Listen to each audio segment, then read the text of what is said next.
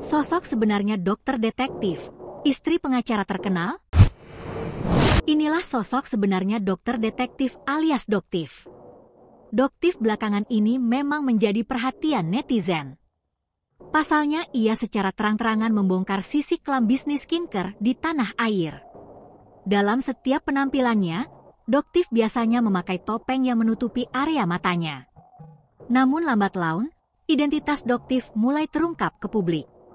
Terutama setelah Doktif muncul dalam podcast milik Denny Sumargo yang tayang pada Selasa, 22 Oktober 2024. Sang YouTuber menyebut sosok Doktif terlalu berani lantaran menguak dunia mafia skincare.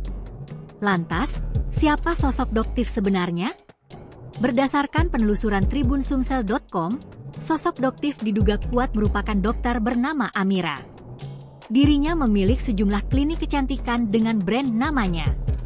Adapun dirinya mendirikan klinik tersebut sejak 13 tahun lalu atau pada 2009 di Kota Serang, Banten.